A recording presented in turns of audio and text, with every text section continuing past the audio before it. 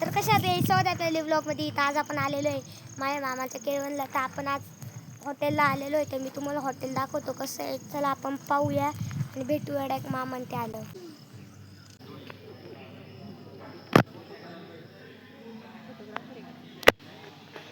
ते पोरग कुठे गेलं